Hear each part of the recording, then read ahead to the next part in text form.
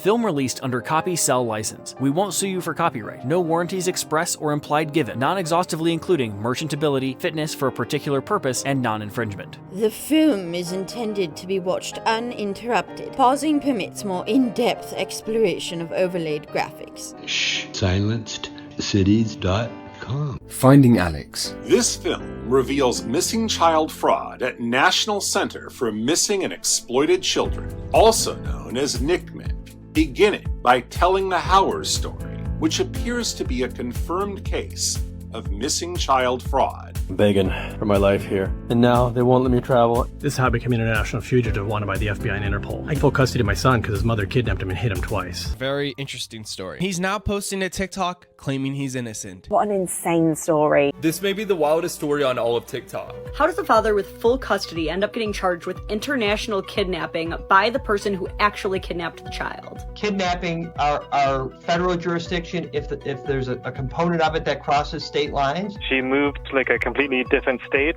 His mother left the state of Tennessee against court order. Isn't that kidnapping? And this was the first time she did it. She did it twice. We were trying to locate him. I called the FBI Pittsburgh office and I explained, and they said, we don't get involved in custody matters, can't help you. But the same office has been chasing me around the world ever since. NCMEC's removal of Alex may have implicitly confirmed his case as missing child fraud. As of publishing, 4 potential cases of missing child fraud are still listed, revealing possible intention. In 2013, CNN's Drew Griffin and Anderson Cooper's reported Adam and Jason, Osama Shannon's location.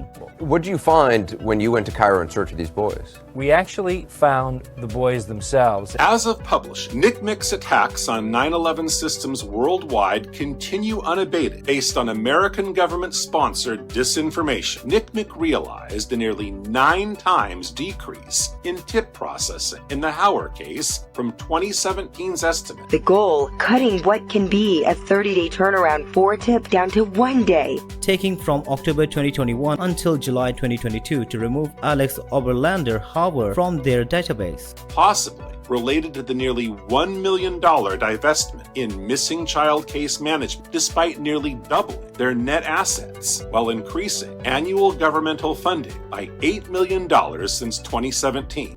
Okay, this is kind of a personal shout out for me to Chad Howard. Again, it's a release of a film. Finding Alex. From the government, and we're here to help. All because of a custody battle that went too far. Not yet a wonderful day in the neighborhood. Our world is a neighborhood. Shh. SilencedCities.com. Basic Howard history. Chad and Nancy were married in 1994. Their son Alex was born in Tennessee in 1996. In 2001, the couple separated and Chad moved out of the US. I was like maybe 5 or 6. My parents divorced. In the beginning, my mother had full custody. I was living apart. My dad had like visitation. At least twice, Nancy was found to have obstructed Chad's parental rights. You learn that your ex-wife is trying to move away without notifying you. His mother left the state of Tennessee against court order. A criminal activity crossing over to a state line. And it doesn't automatically put it in our office, but it gives us the opportunity to decide whether we want to take the case. Kidnapping our federal jurisdiction if there's a component of it that crosses state lines. She moved to like a completely different state, a couple hundred miles away, without telling my dad or telling the court that she was moving, which is completely illegal. Isn't that kidnapping? Yes, it is. And this was the first time she did it. She did it twice. Cutting off email, the only means of parental communication, according to Judge Fansler at the time. Not providing the new address until nearly a month later, according to Nancy. We had to track her down and it was a big mess. She just disappeared. We had no idea where she was. We were trying to locate him. I called the FBI Pittsburgh office and I explained, and they said, we don't get involved in custody matters, can't help you. But the same office has been chasing me around the world ever since. I thought you said the law was powerless. Powerless to help you, not punish you. First time she kidnapped him. And that was just before Christmas 2004. He had to order the state police to go take them out of the house. So the state police went in and removed him out of the house, transferred him to me. She would not send me to him for visitation. Kept like having to get to court to force her to give me to my dad for visitation. Nancy refused to allow Chad his court-ordered parenting time, alienating Alex from his father. Nancy seemed inconsistent, providing her mother's address as sufficient contact information during her 2004 move, but insufficient for Chad to provide her for 2005 summer visitation. And then she got him back for another 2 months, and he was supposed to come visit me in the summer. Second, Nancy prevented Chad's 2005 summer visitation with Alex, hiding him from the exchange, asserting lack of contact information as justification. I think at that time my parents were supposed to pick him up. They went and the house was closed, there was nobody there, and they were nowhere to be found. And I had called and she hung up on me. Nancy may not have requested the information in a letter and phone call before the flight. And it was my cost. I had to pay for the flight. Judge Fanzer in Tennessee told her before, she says, if he's not on the plane in the summer, I'm going to transfer custody. She didn't put him on the plane for summer visitation. She kept disobeying the court. So after that happened, they gave my dad full custody. Judge Fansler changed primary custody to Chad after twice his parental rights were obstructed so as to secure his relationship with Alex. I had custody, full custody of my son from 2005 because my ex kept kidnapping him. So the judge transferred custody and he came overseas to live with me. Chad returned Alex to Nancy for summer visitation in June 2006. When she got visitation, she refused to give him back. The police had to come and take the child.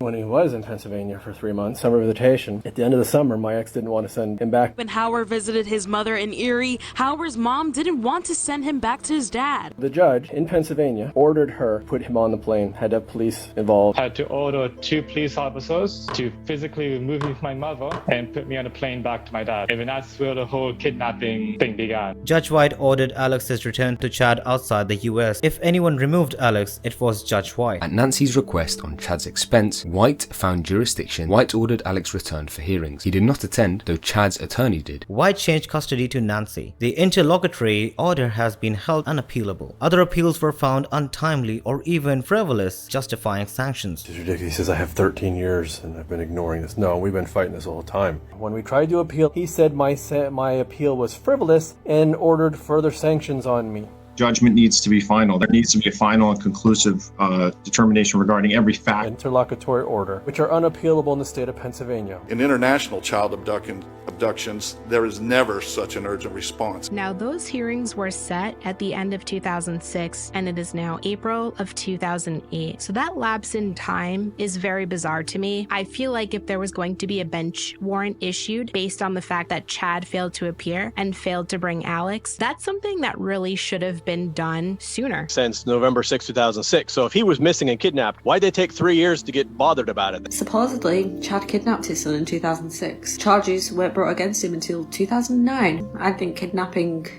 charges were pretty urgent. So why did it take 3 years? Buchanan pushed and promoted the case, and she's the one who prosecuted Tommy Chong. U.S. attorney from the Western District of Pennsylvania named Mary Beth Buchanan.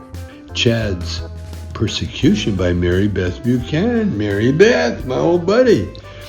Yeah, who also persecuted me and got me 9 months in the pokey. Wikipedia asserts her involvement in many controversial cases, including incarceration of actor Tommy Chong for victimless non-violent conduct post-failed alcohol prohibition. The illegal drugs would be inserted into this area. Because Tommy Chong's entertainment career glamorized the use of marijuana. Tommy Chong was sentenced to 9 months in federal prison for selling paraphernalia on the internet. Is illegal in 2 states, Iowa and Pennsylvania. Assistant U.S. Attorney Christian Traybold, under Holder and Buchanan, has been after Chad since 2009. Christian Traybold filed all the extradition, says he believes I'm absolutely guilty. Say Christian Traybold that represent the United States. We're supposed to do what we think is the just thing to do. Says his father missed a court hearing and the judge issued a warrant for his arrest. I was in Bulgaria to speak at a conference. October 11th, 2009. Of course, if I thought I was wanted, I wouldn't do anything. He went to court in Bulgaria and they sent him home to St. Kitts, where he's currently at. I'm going to read directly from part of the Bulgarian ruling. Quote, "It is evident that there is not another analog of the claimed crime in the Bulgarian Penal Code. So Bulgaria ruled in Chad's favor on November 11th of 2009.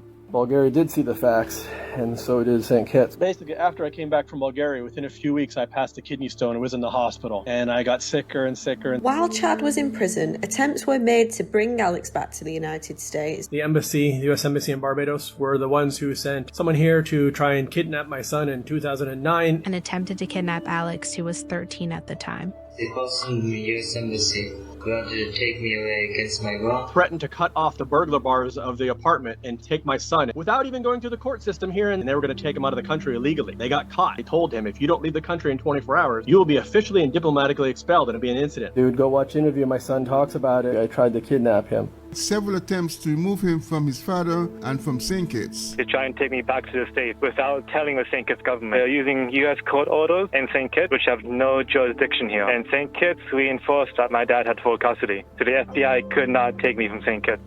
They didn't file the extradition because of the diplomatic incident that they got involved in when they got caught trying to kidnap my son. Nancy came to St. Kitts unsuccessfully, litigating for custody. 2009 was the last time Alex has seen his mother. International Parental Child Abduction. This is not the first time that I have come to the Senate floor to talk about this issue. International parental kidnapping. A spouse kidnaps a child and whisks them away. Is gone, spirited across the globe. Thank you for bringing greater visibility to this very painful problem that I am deeply concerned about, and it's something that I have worked on for my entire adult life. To describe it as heartbreaking. Frightening as a mother who has daughters who could be married off. My fear is that my daughter is going to end up suffering the same kind of trauma that her mother suffered at the hands of my daughter's grandfather. Special kind of hellish frustration. Less than half of these children ever come home. All the hugs they're missing. The U.S. government cannot give us back that time. God himself cannot. Increases in divorce in recent generations held the potential for more custody disputes. This is sort of a side effect of globalization, all the international families and marriages and children abducted back and forth. As these international marriages grow, they produce international children. And as a result, the number of international abductions has continued to increase. It is a growing problem globally. In 1998, that number increased to 398, and in 1999, the official number was 441. The 4,000 custody cases that are filed within this Commonwealth. Every year, an estimated 1,000 American children. In the last decade, there's almost 12,000 parental child abductions. Non-custodial parental abduction. I've heard Dr. Drew talk about the 200,000. I have an organized group of parents who work with me.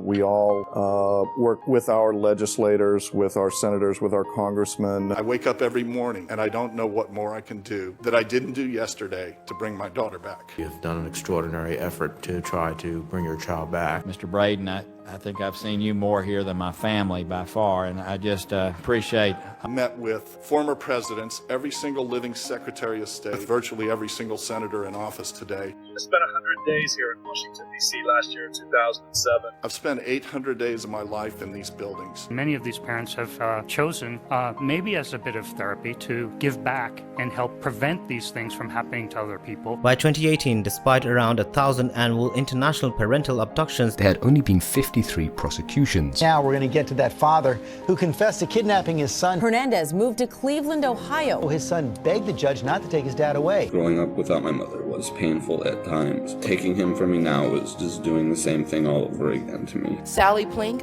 whose children Jared and Cassidy were abducted to the Netherlands, the very seat of the Hague Convention. Now, noticeably absent from this report, however, Mr. President, was Germany. In the past 5.5 years, I have seen my children for a few hours, not days, not weeks, but just hours. While most children were returning to school, my children were boarding a plane and being kidnapped. It was a criminal kidnapping. No one is saying that a parent who improperly steals away a child from the other parent is not culpable, but it seems that may not have been the case here. Unlike the Hernandez case where the father pled guilty, or the Osama Shannon boys where the children were removed by the mother, it was actually Pennsylvania Judge White who ordered Alex's removal from the United States to Chad. Judge White ordered her to put him on the plane. On August 31st, 2006, Nancy was ordered to put Alex on a plane and send him back to his father. Transport the child to the respondent. After the government's large investment failing to extradite Chad from Bulgaria or remove Alex from St. Kitts, it is unknown why they will not pay these costs to close the case by bringing Chad to Pennsylvania, especially after conceding they may not be able to get him otherwise. The consequences of intervention are not just the continuing destruction of a relationship with her now adult son. Harms to Chad: can't travel, can't see family and friends, health decline, reputation.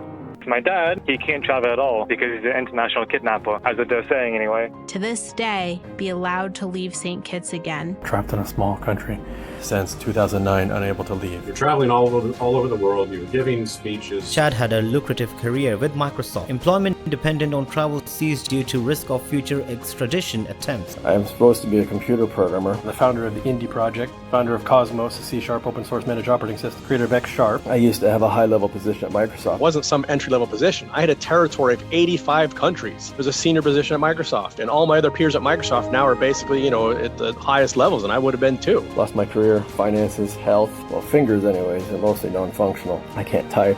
Can't program. Separating Chad from friends and family, including his mother, for over a decade. She came down to visit, I think, like 11 years ago.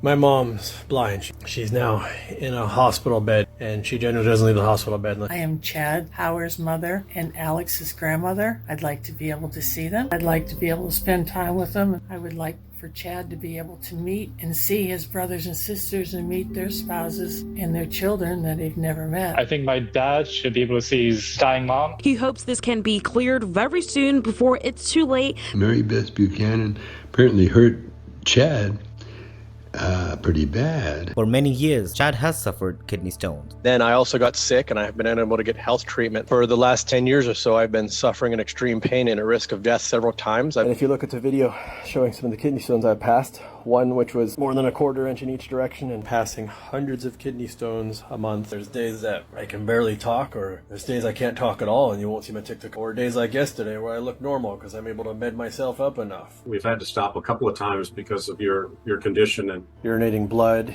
urinating slime. I have to pee in a cup near the bed. I'm not angry. I'm in pain. I know it looks like I'm angry. It's not difficult for me to breathe. It's painful. Moving hurts more. Chad was publicly identified as a kidnapper in Pennsylvania. 2009, it was in the papers. Pennsylvania newspapers. I was the front page 3 times in my hometown city, Erie. He just wants to go back to where he was from, which is America. I remember everything about this case in 5th grade when you were arrested in Bulgaria. People I went to school with that maybe not friends that think I captured and killed a kid. They slandered me all over the media throughout the world. And in a Bulgarian newspaper, a stock photo of a child duct taped up, gagged and everything in the trunk of a car. They just completely destroyed my career through slander. Malcolm X. The media is the most powerful entity on earth. They have the power to make the innocent guilty and the guilty innocent, and that's power because they control the minds of the masses. Prosecuting Chad. In Chad's case, no bright lines were crossed, no person died, was physically harmed or directly lost property due to Chad's actions. In discriminating against nomadic cultures, attachment of criminality may boil down towards Alex intended to remain in Cyprus in summer 2006. A jury unconvinced of lack of intent, insufficient to disprove homestead formation, might acquit Chad. If not, he might alternately be condemned of felon suffering punishments.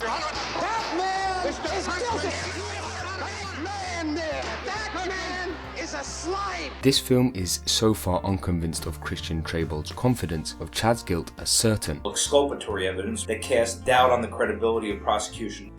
And that government of the people, by the people, for the people, shall not perish from the earth. Many potential errors of government actors, perhaps inconsistent with Honest Abe's standard, are omitted for brevity. Making statements in the media that taint the jury pool to try and prejudice jurors for the prosecution and against the defense. Errors from public actors in Chad's case frequently went in one direction, manufacturing more connections of Chad and Alex to Pennsylvania than reality. Perhaps providing confirmation evidence of Chad's theory of a cover-up, potentially undermining his ability to receive a fair trial in Pennsylvania. My son was not born in Pennsylvania. I'll show you his birth certificate right now. It's the state of Tennessee. I was not in the United States in November 2006. My son was not in the United States in November 2006. This indictment specifically says that Chad removed Alex from the United States, but he didn't.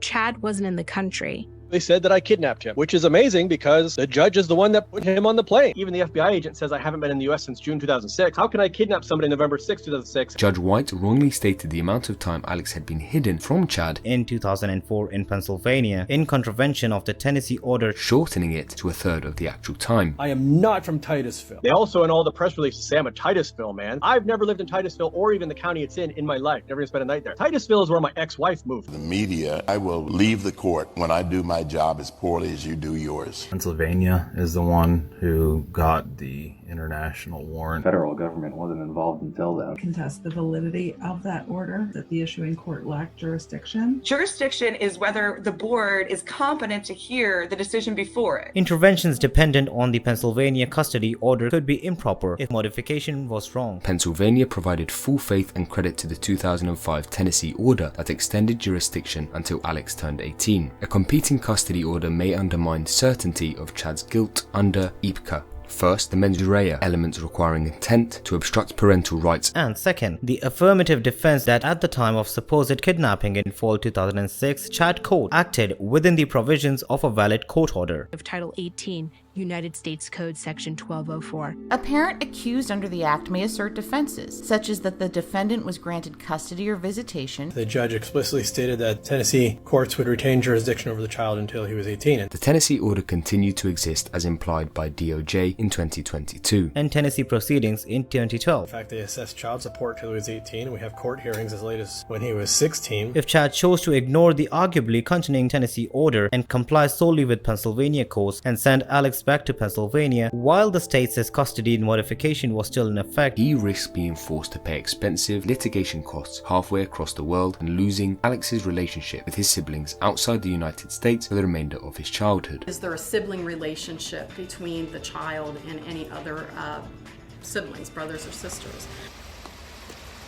Hello in there. Homer? Herb? You look just like... Except you got a little more. And a little less. I formally renounce the hill blood that is in me. You take that back, boy, or I'll take back my apology. I will not take it back. I come here to make peace. By the time summer 2007 came around, I had no contact for her, and she had conflicting orders, so there was no way that I could send him back for snow visitation. It just wasn't possible. I didn't even know where she was. Soon the postal mail started coming back, and I found out her house had been sold. Even if Chad would ultimately prevail in vindicating his action at trial, he could have to pay significant unreimbursable litigation costs. Courts have failed a lot of people for a long time in providing justice for all. You're out of order! You're out of order! The whole trial is out of order! Pennsylvania's interventions requiring Chad's consent without sufficiently convincing him of the validity of jurisdiction, while lacking the ability to directly impact Chad beyond preventing him from leaving St. Kitts for over a decade, placed Chad in an unenviable position between a rock and a hard place, between Scylla and Charybdis. Between two alternatives, both with negative outcomes. A person acts under duress if by some kind of threat or menace you are required or forced due to imminent threat of serious bodily injury or someone else, or some kind of serious financial harm, the lesser of two evils. You robbed a bank in order to avoid your family being murdered. The right thing to do, the moral thing to do, depends on the consequences that will result from your action. Better that 5 should live, even if 1 must die. Locates morality in the consequences of an act, in the state of the world that will result from the thing you do. From a consequentialist teleological perspective, the effectiveness and efficiency of state regulations in no-win scenarios, with all choices having bad outcomes, is opaque. Even if arguendo, Chad might be found guilty, the arrests might mitigate, if not wholly excuse his actions, if blameworthy at all. Chad acted while under possibly illegitimate, apparently powerless threats from Pennsylvania, the FBI and the Department of Justice against his liberty, property and familial interest. Moral hazard. People may take undue risks if others will bear the consequences if things do not go well. Wall Street banks took unwise gambles knowing that they were too big to fail. The risks were taken by the banks, but the consequences fell upon the taxpayers. In exemplifying moral hazard, Chad was on the hook and could continue to find his property liable for the cost of Nancy's request, like flights for Alex for proceedings in the fall of 2006, without the merits of her claims having been proven. If I do all this, then Starbucks can't sue me. This is America. People file lawsuits at the drop of a hat. But if they sue, you're liable too, right? Who's liable? You. Me personally? Yeah. Not unless I'm involved in... Yeah, the appearance release you signed before had a clause that said you would be liable to if Starbucks sued. I don't agree to this at all. I do not agree to pay all legal fees and damages on legal action because I have no control over what's being released. Well, why did you sign that then? Yeah, I signed it, and I signed it because I didn't have a chance to read it, and I thought... But you're a lawyer, don't you read things before you sign I them? do read things. I try to read things, but you wanted me to shoot, and I glanced at it, and this was my mistake. I'll acknowledge that. I'm not going to be responsible for your conduct. A court might order a party to pay reasonable necessary travel expenses. No free man shall be taken, imprisoned, or in any other way destroyed destroyed except by the lawful judgment of his peers. Perhaps if Nancy at least had to internalize the cost of her conduct, such as the worthless flight for Alex in summer 2005, which Chad paid for but Alex did not board after Nancy hid him from being picked up, then she might have been more proactive in requesting and documenting requests for claimed missing contact information. In light of the current public health situation, we're conducting this session remotely. In COVID times, the proportionality of a punishment may be relevant. I was given a prison sentence, not a death sentence. It is the responsibility of the Bureau of Prisons to keep me safe. The sentences allowed them to eventually come home. If they have certain health conditions. Risk factors for developing more severe COVID-19. So none of the men were sentenced to death. The U.S. Supreme Court ordered the BOP to reduce the population at the Elkton, Ohio prison. By then, COVID had killed 9 inmates. Evidence Alex is not missing and removal from NCMEC database. Will have a greater effect on discrimination when they have the additional weapon of cash to use in their struggle. The weapon of cash using Fiverr and Cameo, humans across the planet digitally banded together to voice a script of falsification, evidence for National Center for Missing and Exploited Children. It's the website for missing children. Also known as NCMEC's radical theory. Alex was missing, potentially educating not only the public but also the script reader. You know the eyes of the world justice. Since 2006. Since 2006. NCMEC claims Aris Hauer is missing despite his mom visiting in 2009. Despite his mom visiting in 2009. And DOJ, FBI, Pennsylvania all say he is in St. Kitts. 2019 State Department reissues a supposedly missing person. A U.S. passport to the supposedly missing person during the war on terrorism. During the war on terrorism. 5 groups of evidence failed to confirm Alex was missing theory. First, multiple news stories interviewing Alex. He's even done TV interviews. Custody battle that didn't go too well. A young man known 25-year-old who is still in the missing person database. My son Alex, his name's Aris, but he goes by Alex. This picture of a missing person is Aris Hauer. He also goes by Alex. He's been in the missing person database for over 15 years. But the now 25-year-old isn't really missing. His son was actually on the news. All because of a battle between his parents that went wrong. This situation has implications for him and his father. Like my dad, he can't travel at all because he's an international kidnapper, as what they're saying anyway. Second, TikTok video. He is clearly not missing. This is the person, and they're actually saying it themselves. I'm Alex, and I'm not missing. Third, letters between Alex and either his mother or maternal grandparents. Even though she had contact with him through letters. Fourth, government documents. His mother knew where he was and in fact visited him. In 2009, his mother visited the island my nephew lives on. His mom even coming to visit him.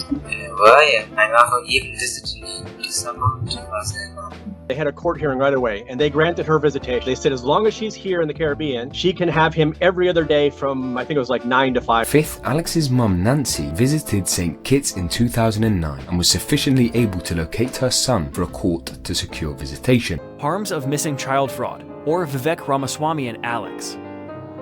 Aries, also known as Alex Oberlander Hauer, don't hesitate if you have any information and to call 911. Should I or other members of the public in the city call 911? But what if, first of all, if someone were still a minor and missing? I think that would cause a sighting of somebody who's still a minor. Oh, definitely. If he's like stuck under a rock. Right, what if he's physically hurt or like you need aid in some way, and then 911 would be the right call. But if it's not an emergency, no, 911 would leave that to the emergency. Why was Alex listed as a missing person if the authorities and Nancy knew where he was? How does the U.S. Embassy renew somebody's passport in 2019 if you're missing? Since at least July the 1st, 2022, NCMEC has implicitly admitted Alex is not missing by removing him from their database. After years and years, they took my son's poster down. Why did it take a viral video from here on TikTok to get his adult son, whose location is very much known, to be removed from the missing persons list after 15 years? We had lawyers on him as far back as 2008 when they first listed him. 2012, 2010, 2020, 2021, and they just never would remove him. He was 26 years old. They said they could not remove him. He was an adult. Alex's missing person poster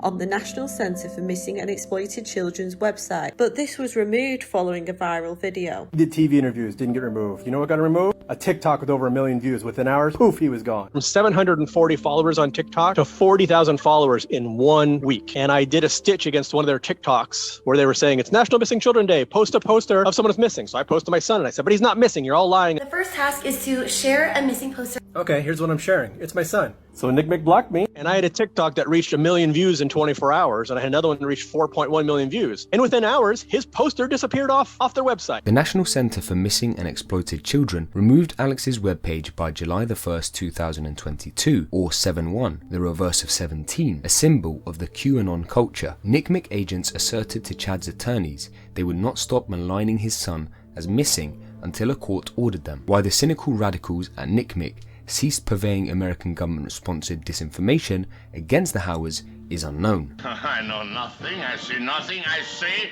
nothing. Coinciding with removal, Chad Howard's TikTok had just gone viral, while the Silent Cities movement contacted many politicians as well as Nick Mick's leadership, soliciting feedback and a hero to use the power of their voice to break the silence of missing child fraud at Nick Mick. Nick Mick's removal of Alex may have implicitly confirmed his case as missing child fraud. Removal, a partial victory, is incomplete without a formal statement of when and why he was removed. Otherwise, at any time the radicals could claim a computer glitch and began re-maligning Alex as missing, while telling the public they were helping these people. Of Nick Mick's treachery, maligning adults as missing klutzes, perhaps similar as Nick Mick does to victims of missing child fraud. Anderson Cooper recently examined the potential harm listing people's names online without their permission for QAnon. Disinformation to millions of people across social media. What is the significance of Q mentioning Hutchinson and what could be, you think, real-world consequences? Her name in that post turns her into a target. Lies cost lives. Throw her name into that conspiratorial milieu is very, very damaging to her in terms of the attention it will bring. It is sad and unfortunate that this father and this little boy must have their personal lives dragged through the public forum. If he can't do anything without somebody easily Googling his name and his whole life. What it's like for him traveling. I'm listed as internationally kidnapped. Check the database, like if I'm going through immigration or customs and they see that, probably going to ask me a few more questions or stop me for a couple hours. I can miss a connecting flight. Did you know you're kidnapped? He's like, no, I'm not. Well, you're still listed? How is any of this fair? GOP presidential candidate Vivek Ramaswamy. I am officially now considering whether I should sue the World Economic Forum, but to name them on their website, use my photo without my permission on their website, to say that I was one of their young global leaders. So I'd like for you to take this down. Yet they did not take down. This just in, Elon Musk is suspending the Twitter accounts of some of the journalists. Demand for me to remove this tweet. I didn't post a direct link to Elon Jet at all. Fan evasion, trying to be clever about it. Like, oh, I posted a link to the real-time information. Kind of a justification. There was an incident this week involving his child in Los Angeles. Elon Jet was using publicly available information to track the whereabouts of his private jet. Car in which his young son was riding. The stalker, he described it. Anyone recognized this person? Elon Musk tweeted, last night, car carrying Lil X in LA was followed by a crazy stalker thinking it was me. Being able to track your private jet could be concerning and of course could be a safety risk. Who later blocked car from moving and climbed onto hood. Tried to link this to the jet tracking app. Somewhat hypocritical of him to hold up this free speech mantle. Chad's surrender offer DOJ rejects, despite inability to capture and their past investment. Holding someone pre-trial can give a prosecutor a huge amount of leverage in obtaining a guilty plea. The judge told me that if I plead guilty, I would be released from jail that same day. But I didn't do it. You're not going to make me say I did something just so I could go home. So your option was to stay in and fight this case. Mm-hmm. Or you can go home today. I can go home today. Worse and hardest blow of everything was to plead guilty to something I didn't do just to stop that suffering. A claim of kidnapping and a wish to have matters set straight. Confident of jury vindication, Chad is willing to surrender subject to 3 conditions. There's no way that a jury is going to convict me. They don't want to fly me back anymore. They don't want to extradite me. They want to leave me here to die. But yeah, he's contacted the embassy. They're unwilling to help. That's all we're asking for is a conclusion. I wish we could get this straightened out so I'd be able to see Chad and Alex and his wife and the other children. His ongoing medical issues, which he cannot receive the standard of care he needs on the small island of St. Kitts. It really sucks for him because Chad actually has some kidney problems that he can't even get fixed because he is in the Caribbean. We really hope that Chad gets the help he deserves, both legal and medical. 1. Please dismiss. 2. If you will not dismiss, set a trial date and provide an air ambulance. By treaty, they'd have to pay for an air ambulance, but they won't try and extradite me because they know the courts will turn them down here because of what they did here before. A farmer has a chicken a bag of grain and a fox, and he needs to get them from one side of the river to the other. His boat is only big enough to take one item at a time. You can't take the grain first because you can't leave the fox and the chicken together. He's got to take the chicken first. First, to guarantee his speedy trial rights, the trial be scheduled before surrender. They were offering me the same terms back then. Sit in prison for years before you get a trial. The Sixth Amendment, a right to a speedy trial. With COVID, could be 3 or 4 years. Look at the big TV cases. Innocent till proven guilty, speedy trials. None of that's true. It's a fairy tale. It's one of those fictions they taught us in civics class. Khalif Browner was arrested at 16, never convicted of a crime, never had a trial, but spent more than 3 years in one of the most violent jails in the country. I just took over 3 years of my life. I didn't get to go to prom, graduation, nothing.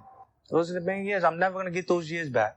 Never. You're supposed to be innocent to prove guilty, but the way the system is you're guilty till proven innocent. Slamming him into a wall and then to the ground. Spent 1,110 days behind bars. Holding some of these men in this DC gulag for now almost 2 years. Having never been given a trial, never convicted of a crime. For the past 10 years, he spent the majority of that time behind bars, legally innocent, yet never given an opportunity to tell his side of the story at trial. Second, to be safe, air ambulance be provided for far travel. They've said no. So they've said, no, you can't travel to Antigua. We're not going to pay for an air ambulance till you come to the U.S. And the thing is, even if I went in an air ambulance, flying that distance in an air ambulance could endanger my life. Or let me travel to a nearby island first, get health care, and then I can fly commercial. Or at least let me get my own care in Antigua. Antigua's very close. I can see it out my window, which will still endanger my life because it's traveling farther than in an airplane at a much higher altitude than I need. Still lower pressure, and that could dislodge any one of the kidney stones and put me into a medical emergency. It's a serious danger to my life. Antigua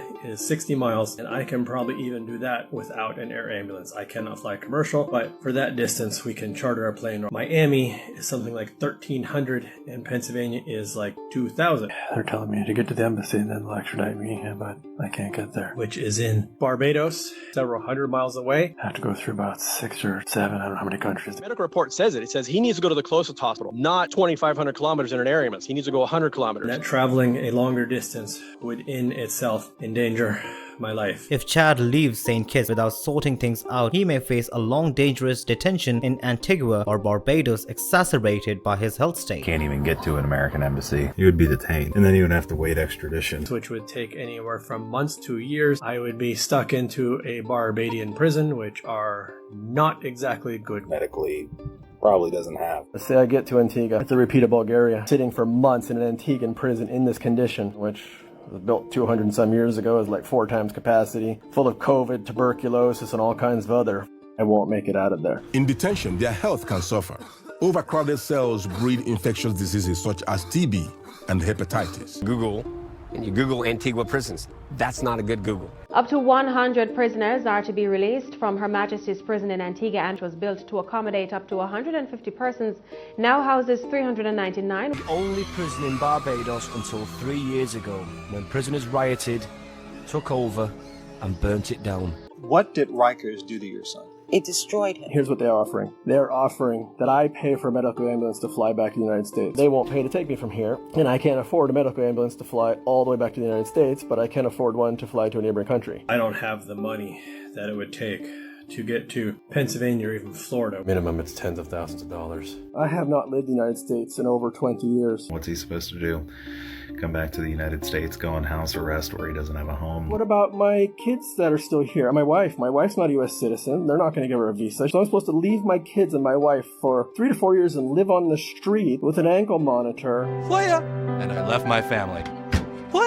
And my medical report makes it very clear that I should have been air evacuated a long time ago, that my kidneys are failing, and as a matter of human rights, if for no other reason, they should allow me to get medical care. Because what they're saying is, come back. We're not going to guarantee if we're going to give you medical treatment in your land. You could go to prison for it. DOJ's May 2022 response to Chaz's March surrender offer neglected to analyze when he would receive what his doctor asserts to be life-saving treatment. They just absolutely don't care. They do not care if I die here. In fact, it would be much better for them if I did. As of publishing, Chad Howard, accused of violating the International Parental Kidnapping Statute, continues a life of agony as the DOJ refuses to pay the cost to bring him to trial, despite conceding inability to do so without Chad's consent. Help me, please! I fell down the well! I'll get help, laddie! Look, our level level with you. It was just a prank I was playing on everybody. Well, you sure fooled us, kid. The thought of a boy trapped in a well brought out the kindness and love of the entire community. Missing child fraud. Please don't donate to NCMEC. They list kids they know are not missing. We all care about missing kids, and we want to find kids who are really missing. But this organization has become corrupt. My son is far from the only one who's been listed there who is not missing. And the more kids they list, the more money they get from the government. Significant evidence of missing children fraud includes mainstream news or previous listing as fraudulent. As of publishing, 4 potential cases of missing child fraud are still listed. Based off a database of 5,400 cases would be 8% of the database, while the 4 cases would be 100th of that. As of publishing, Emily Huan and Shannon Boyce are still listed, revealing possible intention. New York Post and Taiwan News reported Emily Huan's location. We don't take reports or anything over the phone. I cannot help you over the phone. NCMEC gave me this number. Their poster says to call this number. The NYPD number listed on Emily Huan's NCMEC webpage refused to take any information on her location. NCMEC claims cases shown are emergencies justifying calling 911. So urgent, quote, don't hesitate, yet incoherently does not act with appropriate urgency, ensuring these web pages are accurate. You see a missing persons flyer, a news article, or some sort of pop-up on your social media. The public is our biggest asset. Because NCMEC serves as an information clearinghouse, we uniquely appreciate the importance of detailed information. Citing uncredible sources, like citing the New York Post as a credible source. In 2013, CNN's Drew Griffin and Anderson Coopers reported Adam and Jason Osama Shannon's location. Egyptian courts had adjudged custody after supposedly missing, while the embassy had sent letters to the mother. Taken his sons to a country where U.S. citizens have few rights in custody battles. Michael Shannon turned to an Egyptian court for help. What did you find when you went to Cairo in search of these boys? We actually found the boys themselves. We sent Michael Shannon images of his boys that he hasn't seen in 12 years. Take a look. And with a black and yellow tie. Does he look familiar? No. We believe that first boy, who looks like a man now, is Adam. And the second is Jason, son, who is about 12 years. Yes, it could be him. Looks like a man. 11 years with the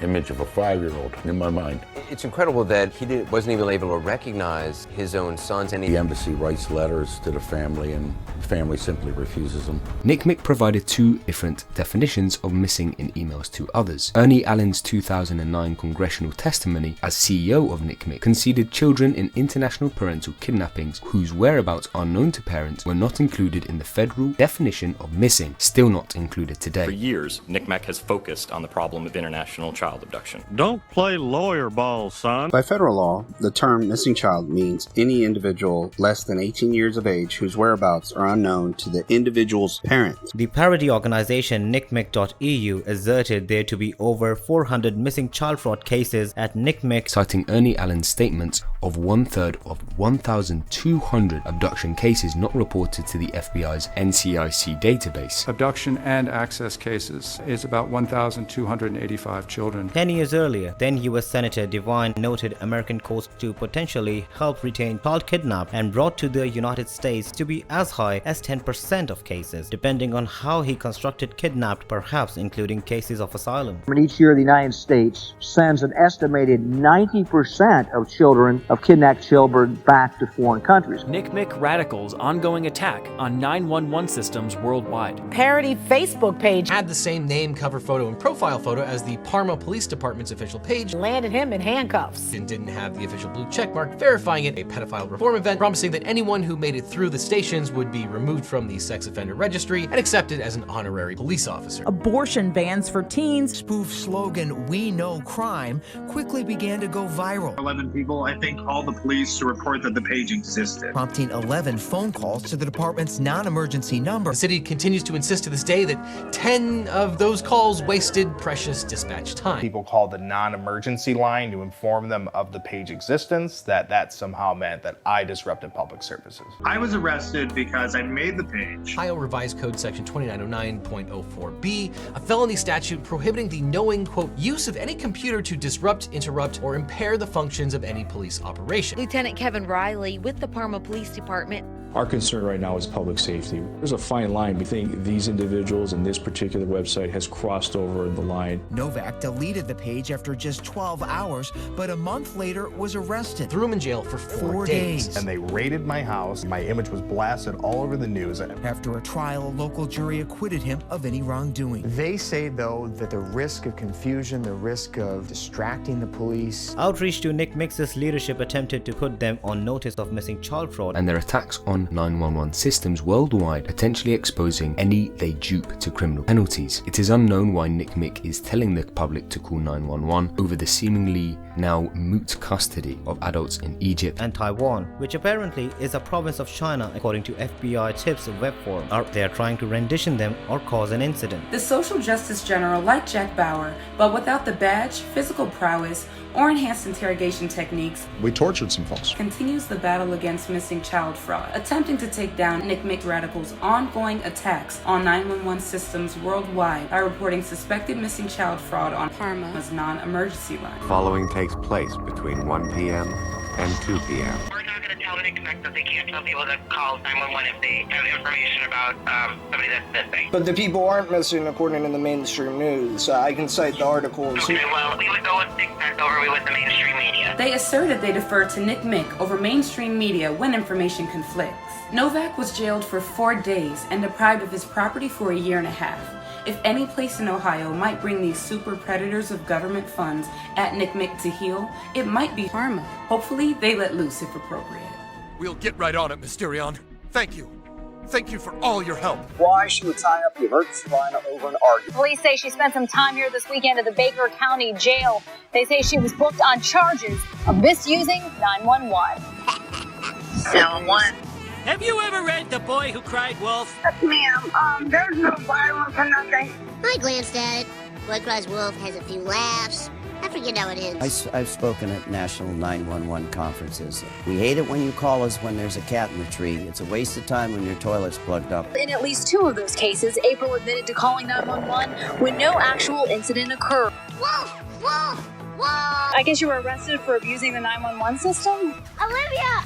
Olivia, are you okay? Mom, help! 911. My neighbor's dog is outside. It's barking.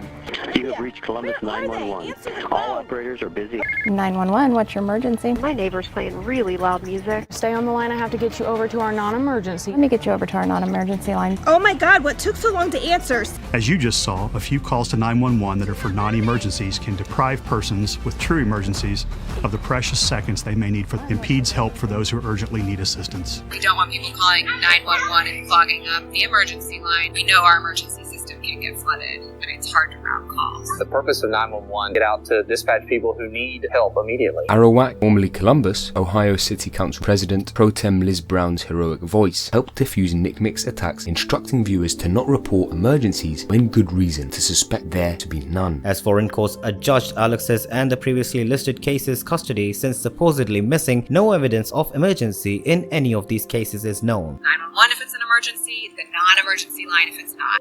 9 times decrease in NCMEC tip processing while divesting nearly $1 million per year since 2017.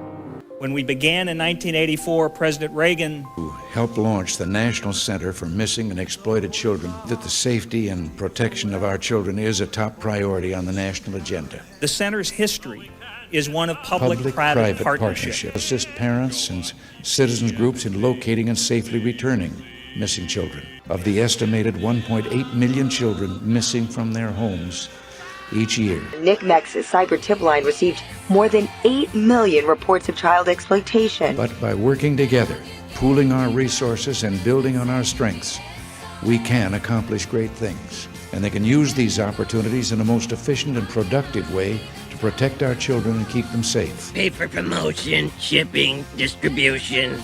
You know, those limos out back, they aren't free. Whatever's left, we throw down the well. They just go online and start to kind of imagine stuff about. Until that kid is maybe 10 or 9, enough that they can, or 8 and can function. It drives me crazy, people who let their kids walk to the bus stop. The volume of caseloads, the volume of information that's coming in has reached a point that it's close to unmanageable. In 2017, NCMEC's current CEO, Michelle Dulon, claimed a goal of lowering the then 30-day turnaround for utilizing tips concerning children needing aid to 1 day. 5 years later, despite ever-growing government subsidy, what Dulon had called close to unmanageable in 2017 had become nearly 9 times worse. The goal, cutting what can be a 30-day turnaround for a tip down to 1 day. Taking from October 2021 until July 2022 to remove Alex from their database. Late one night in October 2021, when chatting online, the initial vessel of the Silent Cities movement discovered the Howard's stories. Initially unclear whether Chad was bot or man, instead of a Turing test, his credibility was verified by searching other posts, finding the MSN article covering his story. Immediately reporting the article to the National Center for Missing and Exploited Children, offering to put them in direct contact with the Howards, NCMEC has yet to respond. The following takes place between midnight and 1 a.m. National Center for Missing and Exploited Children. I think I've found one of the people who's claimed to be missing. Aries Oberlander-Hauer. The title is Custody Battle Gone Too Far. Keeps man, 25, stuck on missing person list. What's this? Stolen funds, pothole money used for swimming pool. There's no emoticon for what I'm feeling. In 2017, NCMEC CEO Dulon, then COO, asserted too many people were counting on them for them to give up. Way too many people counting on us for us to give up. Previously, Dulon was making $200,000 per year, perhaps double now. Many might doubt she would give up such a cushy job. Where she has realized a now nearly 9 times worse processing time for tips to help a child from 2017's estimate of 30 days to utilize a tip, while decreasing the annual budget for those activities by nearly $1 million.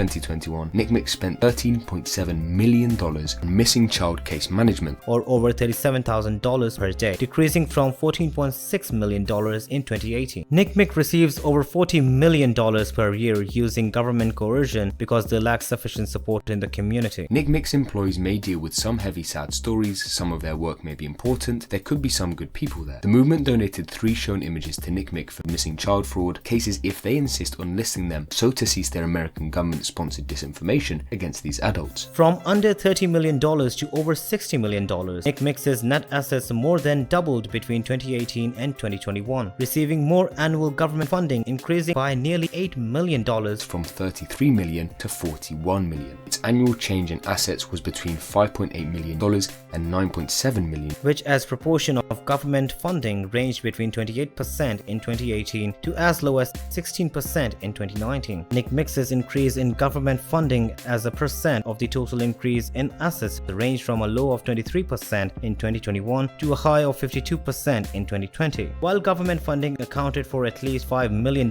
annual budget surplus during the period, NCMEC continued to divest in missing child case management, perhaps related to the nearly 9 times decrease in tip processing in the Howard case. Charity cheats. Poor Drew, very few people actually ever want to talk to him. Take a look. So here is the question. It's $64 million raised over 3 years. Literally sped from our cameras. Talk to us, Director. Wait, why a charity has confidential, proprietary documents that the world can't see? I don't quite understand. Are they the CIA? I mean... can you go ask her, maybe, or just give her a call? Appointment with Diane? You can leave your information, we can... Okay, we've tried that route already. Haven't got a call back. If they were a real charity, if they were a legitimate charity, they would, at the very least, give you an appointment. They should be completely transparent. This sleazy organization, they're running around like cockroaches, like scuttling from the cameras. That's exactly right. And the problem is their target audience, the people who are sending in money, are mostly, I hate to say it, Anderson, they're not watching our show, and they don't get the information that we're delivering right now to all of our viewers. How about one of these sleazy people actually come on camera and do an interview? A lot of people donated money to you, more than $100 million over the years, as Drew said. You got a lot of nerve. It's ripe for predatory practices. The unaccountable silence of these super predators of government funds may need to be broken to bring the problems into light of public discussion, to increase the chances of resolution and mitigation. Drew Griffin with CNN. You can't have any access to VA hospitals. And I want to know, how does the Help Hospitalized Veterans continue to operate? Making sure that these dogs don't get forgotten. Turns out Ivy and Nugget weren't abandoned at all. The company had found them good families who were going to adopt them. The dogs could instead be donated to SPCA International. SPCA International has taken in more than $26 million in donations over the past 3 years. $26 million to rescue less than 500 pets. I want to thank CNN, Jeff Zucker, particularly Anderson. In the nearly decade since Anderson Cooper, with his soul-piercing blue eyes, and Drew Griffin reported the location of the supposedly still missing Osama Shannon boys, the journalists continued their battle against various charity chiefs, as they call them. If anyone can locate NCMEC's leadership for answers, breaking their silence to help them shape up, it might be Drew Griffin. Here is the email calling for him to let loose on NCMEC, investigating the investigators. Will he hold power accountable? Quis custodiet ipsos custodes? Our colleague and friend and longtime distinguished CNN journalist, Drew Griffin, has passed away. First people you met at CNN. I'm sorry.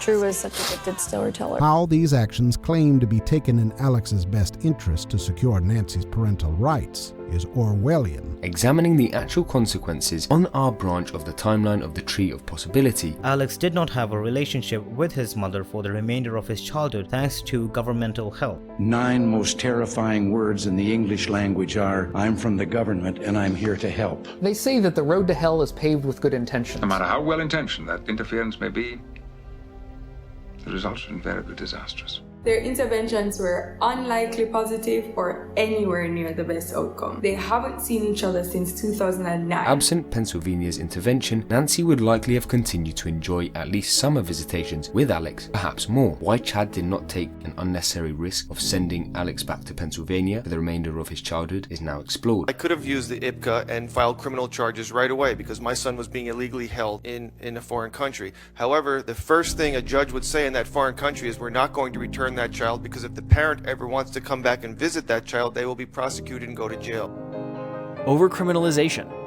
Chad's story may exemplify one of Harvey Silverglate's criticisms of the legal system called overcriminalization. I see that. Keep going, man. Don't let him forget. Don't ever let him forget. Sentence people to terms that frankly made no sense. Our prison population has expanded 8-fold since 1970. Nearly 1 in every 100 adults in America. We have over 2 million people behind bars right now. When I was an assistant DA in Erie County for 5.5 years, somewhere between 80 and 100 jury trials. In federal court, I've been here almost 20 years and I've only had 12 jury trials. We had very few trials. In 1999, now Ohio Governor DeWine envisioned an expanding federal role for IPCA. There is a role for continued civil remedies as well as these criminal remedies. We must make the return of these children, America's children, a top priority. A top priority with our State Department, a top priority with our Justice Department. Made it a priority. The President considers it a priority. Secretary Clinton considers it a priority. Isn't that enough power? It's not a question of power. It's a question of persuasion. During the last 3 years, the State Department has doubled the number of officers handling abduction cases. A few emblematic prosecutions a year would go a long way to creating a deterrent. Area where I don't think that the current Justice Department has been aggressive enough. It's not been a priority of the Justice Department. What is overcriminalization? Too many things have been made into crimes. If the laws be so voluminous that they cannot be read. America's criminal codes are now so voluminous that they bewilder not only the average citizen, but also the average lawyer. There are laws for almost everything we do. Driving, guiding, gun control, fishing, shooting, drugs. There are even laws on marriage and not fart after 6 p.m. in a public building. And take what happened with Kira Williams. When she was a high school student, she tried to replicate the experiment that she'd seen in class, where you set off a chemical reaction in a plastic bottle to make the cap blow off. It was a science project. Considered a felony, put it in the back of a police car. So many crimes on the books, the explosion of criminal statutes, hundreds of thousands of regulations. There are so many laws on the books that it's possible the average American commits 3 felonies a day. Show me the man indictment that says any federal prosecutor, and I can show you the crime. See, I think if they want to get you, they get you. De-bureaucratizing our lives and de-lawyering our lives actually hits home. Can you imagine a world without lawyers? Every new regulation concerning commerce or revenue, or in any way affecting the value of the different species of property, presents a new harvest to those who watch the change and can trace its consequences. A harvest reared not by themselves, but by the toils and cares of the great body of their fellow citizens. This is a state of things in which it may be said with some truth that laws are made for the few, not for the many. Going back to the founding of the United States, the author of the Constitution, James Madison,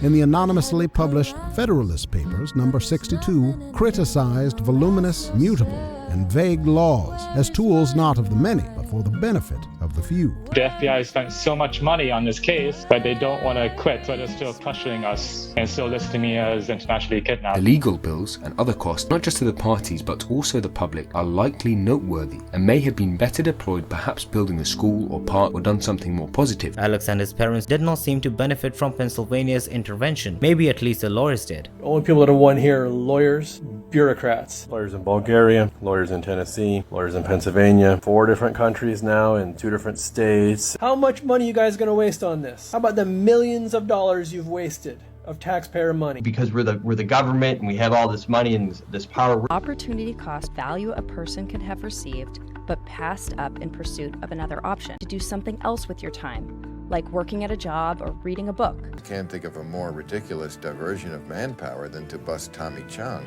If anyone feels safer because Tommy was put in jail, that's a ridiculous human being. Every gun that is made, every warship launched, every rocket fired signifies in the final sense a theft from those who hunger and are not fed, those who are cold and are not clothed. The cost of one modern heavy bomber is this: a modern brick school in more than 30 cities, 2 electric power plants, it is 2 fine, fully equipped hospitals. In which one party is litigated excessively in every level of state court, in matters and related matters of both custody and child support, in both the state and federal courts. Millions have been spent on litigation in this case.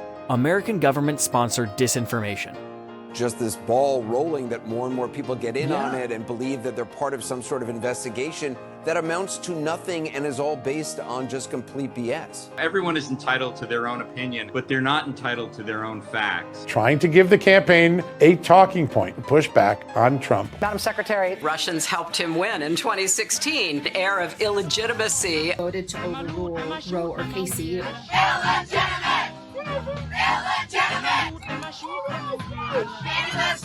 The ultimate goal of all this disinformation is trying to influence real people. The movement requested the State Department verify it reissued Alex an American passport in 2019, but no response. People being paid by the CIA. We do have people who submit pieces to American journals. Television networks. Getting into the details, Mr. Chairman, that I'd like to get into in executive session. Detoxify our discourse. The scourge of disinformation and conspiracy theories has polluted our political discourse. We do have a moon base, and yes, we are currently experiencing some bear problems. This is a special report from Channel 6 News. What is this thing? Disturbing news from the Old Town Well, where young Timmy O'Toole has apparently taken a turn for the worse. I was trying to gnaw my foot off. Weight stories. If it's weight, it rates, because all that they felt women wanted to talk about in daytime were diet. These tropes and these memes. Is it a person with a strange hat who likes to walk at night? UAO. The unidentified Amarillo object is admitting that we do have a moon base. Or some serious theories. The raccoon standing on its hind legs. The Earth bears, we have no reason to believe these to be lunar bears or even Saturn bears. There's Saturn bears?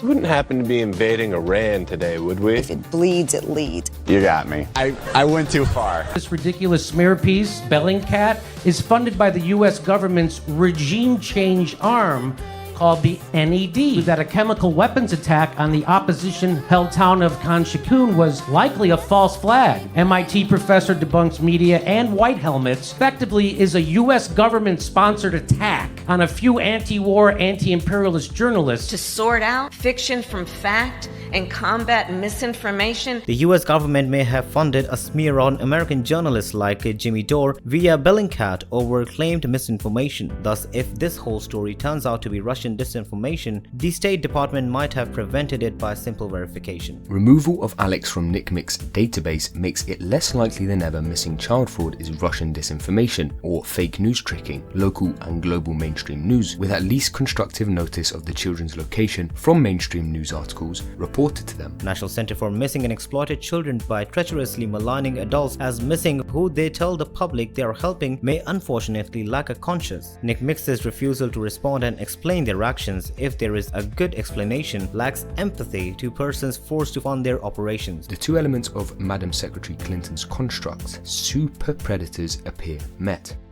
They're called super predators. No conscience, no empathy. We can talk about why they ended up that way, but first we have to bring them to heel. Will NCMEC's American government-sponsored disinformation campaign of potential missing child fraud super predators be brought to heel? Especially after all the Russian bot government misinformation panic a few years ago. How many fingers, Winston? 4. I suppose there are 4. I tried to see 5. I wish I could. Sometimes they're 5, sometimes they're 3, sometimes they're all of them at once. 5. Anything you like. Please stop it. Stop the pain. Villain of legal limbo. Pennsylvania Judge White claimed power to control the conduct of the parties when he asserted jurisdiction. His ability to secure Nancy's relationship with her son proved nothing more than a paper tiger, failing to realize even another second of Nancy with her son since 2009. It is, in their experience, a paper tiger that compounds their personal grief. The government, unfortunately, has done nothing. Even though she's wanted by the FBI, you're not going to do anything about it. Can't do anything. And these rulings remain unenforced. State Department just can't do anything. Twister versus Georgia, decided in 1832. President of the United States ignored the Supreme Court? Well, let's just say he didn't enforce their decision. Thousands of Indians died. The journey became known as the Trail of Tears. The Supreme Court case Worcester versus Georgia instructs court orders are not self-enforcing mechanisms. Instead, subject to power given by others like presidents and even the wider society. Judge White recognized Chad returned Alex to Nancy for 2006 summer visitation under the Tennessee order, yet still intervened, creating a legal limbo of unknown, unenforceable parental rights. Because tragically, we have seen very little, if any, progress. We sit in this room oftentimes and identify real problems, and we talk at these problems and we don't solve them. I hate mere words, and what we're saying is all the right stuff. What we're doing is not generating the results. Perhaps the antagonist and the villain that hurts the most is the obscurity of legal processes that could not guarantee parental rights and realized what were unlikely the best outcomes for Alex, Chad, and Nancy. It's not one person, it's a whole system that destroyed my son. Overcoming villain of transaction costs, of informing public of possible government wrongdoing. Perhaps the enabler of such tyranny are the frequently insurmountable cost of simplifying a victim's complex stories to quickly, accurately, and effectively communicate to the court of public opinion what is being done in their name. How does a father with full custody end up getting charged with international kidnapping by the person who actually kidnapped the child? Victims and their supporters only have so much time to consider learning about and helping rectify government injustices. This is how I became an international fugitive wanted by the FBI and Interpol. I had full custody of my son because his mother kidnapped him and hit him twice. Chad Howard, otherwise known as at Kudzu the Raccoon. Chad Howard, known now to the world as Kudzu the Raccoon. Chad Howard, aka the TikTok fugitive. I couldn't imagine being on the run from no FBI, dude. I'm begging for my life here. Get me free so I can save my life. All right, Chad, we'll do the best we can, and we will also ask people to pray for you. You could save my life. I still got 2 kids under 18. I'd like to see them grow up. It says whoever saves one life saves the world entire. TikTok, can you help me out here? Yeah, TikTok and internet, this is your chance to do something really cool here. There was everything that should have gone viral. This is government abuse. Should. The internet.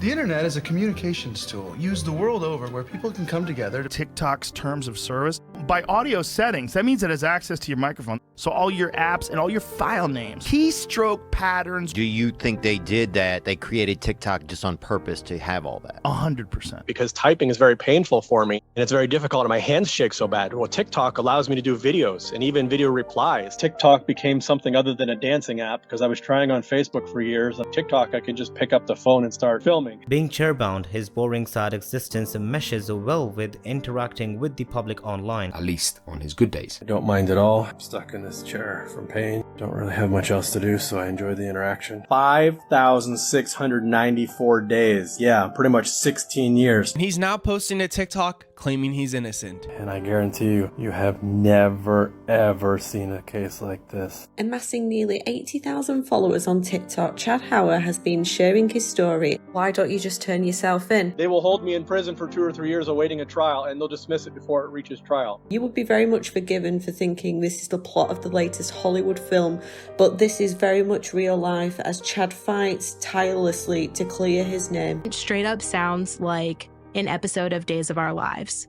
After seeing this video, I thought, there's no way this can be real. Had put a man who did nothing wrong into the middle of an inescapable legal knot. A lot of people don't believe him. A very interesting story. It's a pretty messed up situation. What an insane story. The pure amount of insanity. So I saw this on my For You page. This man's talking facts, bro. Just look at it. It's real. This is real. This may be the wildest story on all of TikTok. This guy has been wanted by the FBI for 17 years. This man openly calling out the FBI for fabricating his information. First of all, that's absurd. We've converted almost every troll over to our side, because sometimes they just don't look at a few videos, and I'm polite with the troll. If you can explain to me what kind of clout I'm chasing, that'd be great, but I'm not. It's not a joke. Please consider that it might be real, because it is.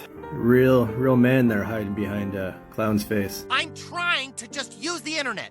People should be able to use the internet without being harassed. Some TikTokers have posted videos reacting to Chad's claims. I think you deserve more clout. Everyone follow this guy. Now, why were you in the Bulgarian prison? U.S. government and FBI would never lie. Check this man's story out. In my 14 months on TikTok and 22 years on the internet, this is the most terrifying and hilarious comment I've ever seen. His son is literally a year younger than me. I remember when this happened, I was in 5th grade when you were arrested in Bulgaria. It came across the news at our school. Chad educates his audience about many forward-facing cameras, flipping the vertical axis as the internet investigates whether Chad's Phoenix tattoo is on the correct arm, attempting to verify his identity.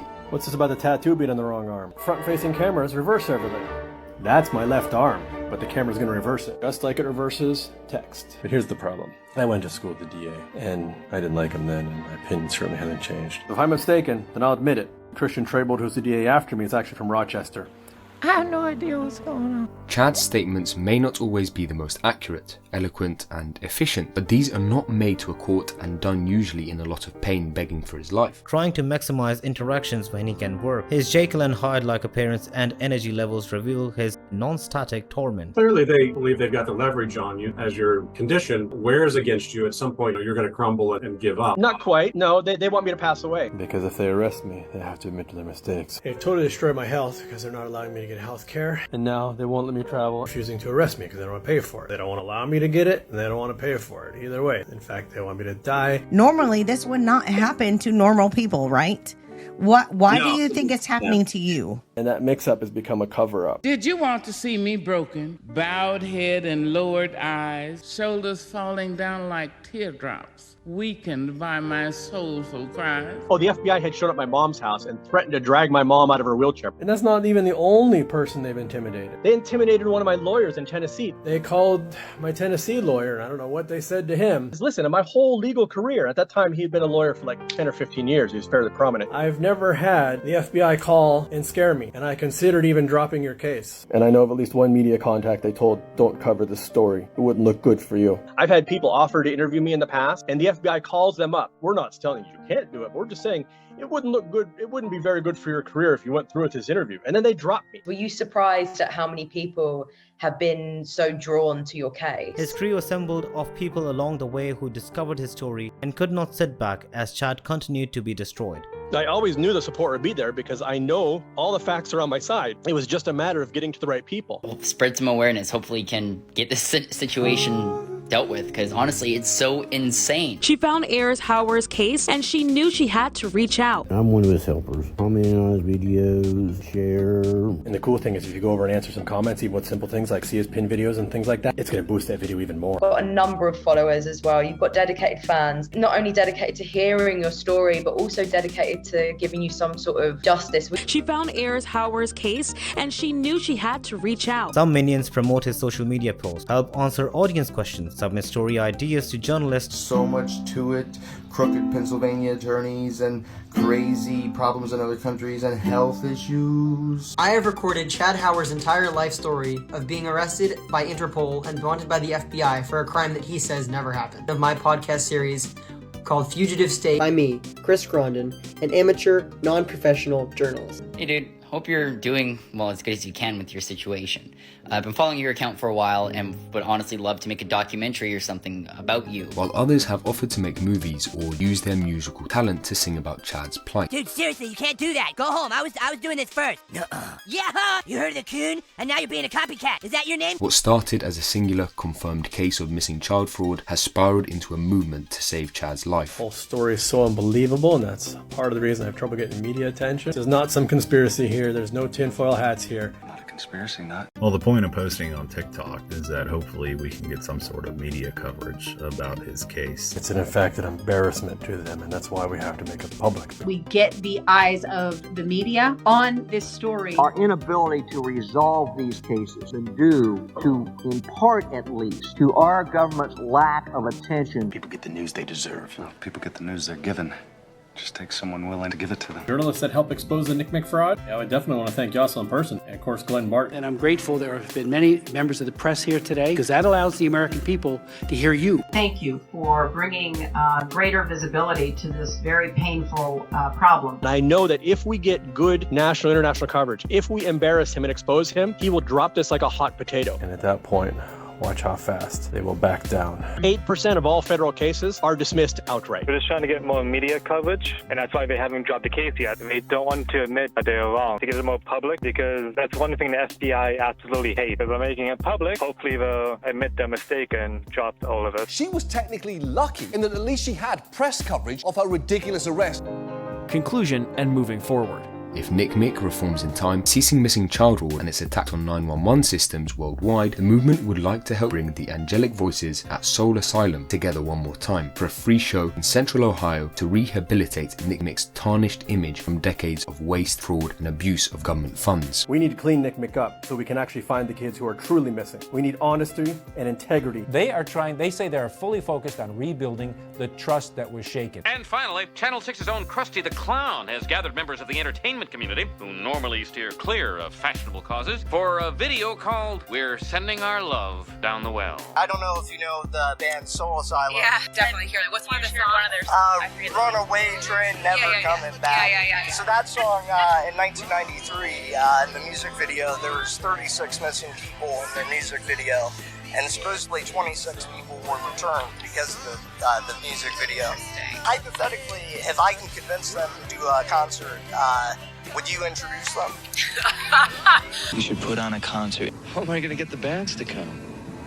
If you book them, they will come. Wouldn't they want someone like more musical, more artistic, and more interesting to introduce them? I think he's paying them to choose, so I would have no trouble welcoming a band of national acclaim like Soul Asylum. When you hear about missing people and missing children, it's time to stop and take a look. You see a missing persons flyer, a news article, or some sort of pop-up on your social media. The public is our biggest asset. Please, for the last time, I beg you, don't lower yourself to the level of the mob. Lisa, maybe if I'm part of that mob, I can help steer it in wise direction. Because my posse is the public. My army is the public. One strategy in line with simplified zero-based budgeting of low-cost, high-reward interventions could be to create a missing child fraud coin. To incentivize demonstrations at real-world locations of NCMEC's funders like Kohl's, Old Navy, and Verizon. What you're doing is weak. That sucks. It's cool and legal. Breaking the law is never cool. Activists could earn a reward while informing customers competing better deals and missing child fraud using government money these corporations refuse to even discuss openly. Perhaps some replacement for the dollar is around the bend. Flooding the system with money. Yes, exactly. There's no end to your ability to do that. There is no end to our ability to do that. It's Davos Week, the Great Reset. You will own nothing and you will be happy. There is an infinite amount of cash at the Federal Reserve. We will do whatever we need to do to make sure that there's enough cash in the banking system. You can hold on to your red snapper, or you can go for what's in the box that Hiro-san is bringing down the aisle right now. I'll take the box! The box! You took the box! Let's see what's in the box!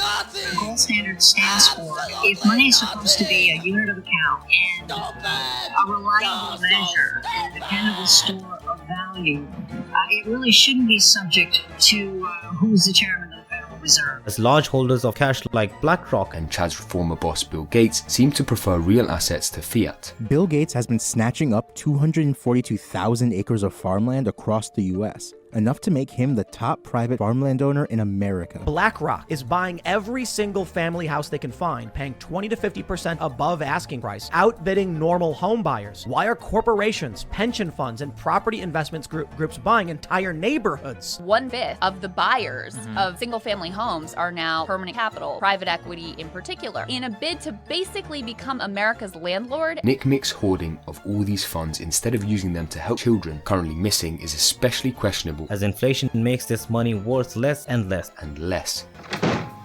Take a beer any sec. I know. We're about to have World War III on our hands. U.S. men and women would defend Taiwan in the event of a Chinese invasion. Yes. Anytime they could have shot it down over the water, by the way, risking no life on the ground. We face an unprecedented global hunger crisis. Food shortages. And it's going to be real. Looks like somebody blew up the Kakhovka Dam in southern Ukraine. They don't seem like the kind of people who'd enjoy flooding villages or starting a famine. There are dead worms and dead fish all throughout this water. If you scrape the creek bed, it's like chemical is coming out of the ground. There's speculation that the rich farmland in Ohio could now be very contaminated. For companies like Norfolk Southern, destroying an entire town like this is just the cost of doing business. This company that's owned by J.P. Morgan, Vanguard, and BlackRock. We're going to continue to test the village water every week. Can I have your plate, Mr. Burns? The war in Ukraine has compounded problems that have been brewing for years. In Eastern Europe, this is a hot war between the two primary nuclear superpowers on Earth. We don't rule out first use nuclear. Gas prices are up is because of Russia. Russia. Marsha. If wars can be started by lies, peace can be started by truth. How does this war end? When Russia breaks and they take Putin out, anything short of that, the war is going to continue. This is a direct attack on NATO territory. This should trigger Article 5. Missiles had struck Poland. And the world needs to make sure that they get rid of this Russian regime. The initial belief was this was Russia. Is to make sure that we topple and destabilize the Russian regime. And the belief now committed by Ukrainian forces. They need to act for the good of Russia. They need to stop him. We have breaking news just into CNN. The Russians now accusing Ukraine of trying to assassinate President Putin. As of publishing, Emily Huan and Shannon Boyce are still listed, revealing possible intention. National Center for Missing and Exploited Children may have finally found Alex by ceasing to claim him to be missing, perhaps conceding missing child fraud. Geographical oneness of this age has come into being to a large extent through modern man's scientific ingenuity. Modern man, through his scientific genius, has been able to dwarf distance and place time in change. Our jet planes have compressed into minutes distances that once took weeks and even months. All of this tells us that our world is a neighborhood. For Nancy, Chad, and Alex, it is not yet a wonderful day in the neighborhood. As of publishing, the Social Justice General's battle against bureaucratic silence and his own apathy continues, while knowing and regularly following and hearing about Chad Howard's situation in legal limbo is very depressing. We just get the money part done. Give me money. Money me. This film may ask for money, but the Silent Cities movement is a distinct separate voice from the Howard Initiative. And such funds generated will be used to advance movement goals, not necessarily those of the Howards. Want to help the Silent Cities movement? Buy some shirts or NFTs. Money now. Me a money needing a lot now. Or write an angry online rant and send it to everyone you know. Or write the media, or a politician, or a community leader. Justice for Chad. Sign the change.org petition. Copy and paste the form letter into your email and send it to the 2 prosecutors. Please follow, share, like, comment. In fact, I'd love to see you kids go down and give the governor a piece of my mind. Modern scientific thinking. What observations from empirical evidence with testable, refutable, falsifiable would lead us to accept the proposition assertion as being true or rejected as being false. Piece of evidence in favor of the hypothesis, then said to confirm the hypothesis. Doesn't mean that our theory has been proven true. We have yet to prove it wrong. The possibility that there's some piece of evidence that could prove us wrong, but we just haven't found it. I'm trying to spread information about my brother's case, so hopefully he can get it dismissed. Please check out the page, as I will be trying to provide updates on my brother's story and spread information as I possibly can. Merry Christmas. I need help.